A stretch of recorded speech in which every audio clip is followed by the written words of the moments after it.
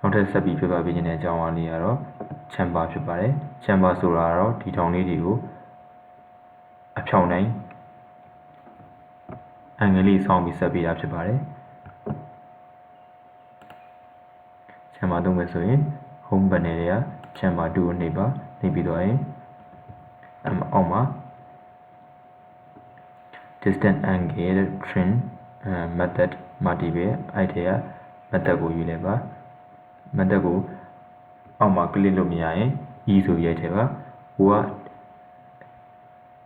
distance ကိုတည်ရဆိုရင် distance ဆိုတာဒီ chamber လုံးနဲ့ line လေးရဲ့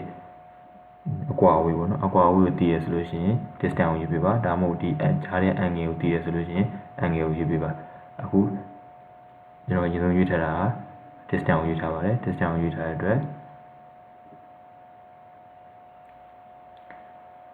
သူရဲ့ dimension ကိုထည့်ပေးရပါမယ်ပထမဆုံး line ကိုယူတယ်ပြီးရင်ဒုတိယ line ကိုယူတယ်အခုကျွန်တော်တရား dimension ထည့်ပြီးသားဖြစ်နေတဲ့အတွက်ပြန်လုပ်ပေးပါမယ် chamber ကိုပြန် click ပါပြီးရင် distance ဒီ distance ကိုရရှင်ဒီ enter ရိုက်ပါပြီးရင် specify fetch chamber distance အမှာကိုလိုချင်တဲ့ distance ကိုရိုက်ထည့်လိုက်ပါတယ်ပြီးရင် second chamber distance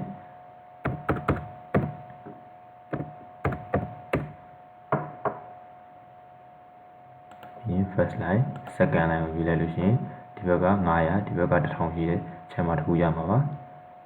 နောက်တစ်ခုကကိုကဒီဘက်လမ်းတစ်ခုပဲတည်တယ်လမ်းရဲ့အန်ဂယ်တည်တယ်ဒီဘက်လမ်းကိုမတည်ဘူးဆိုလို့ရှိရင် chamber တွေက angle ကိုယူပါ angle ကိုယူတဲ့အချိန်မှာ specify chamber line on the first line line တစ် line ရဲ့ length ကိုတည်မှာဖြစ်ပါမယ်တည်ရပါမယ်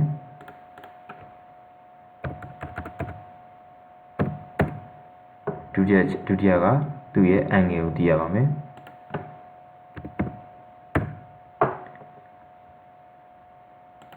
first line second line ဒါဆိုရင်45 degree ရှိရဲ့ဒီ chamber ရဲ့ vertical length က1000ရှိတယ်ပေါ့နော်45ဆိုဒီဘက်က horizontal ကလည်း1000ပေါ့ဒါပေမဲ့ length တစ်ခုနဲ့ angle တစ်ခုတင်ရပါပြီဒီအောက်က length ဒီအောက်က object ကို trim လုပ်မှလားမလုပ်ဘူးဆိုတာခုနအောက်မှာ comment မှာတစ်ခါလေးယူလို့ရပါတယ်ဒါအဲ့ဒါဟို failure နဲ့လောက်တာတူတဲ့အတွက်မပြောတော့ပါဘူး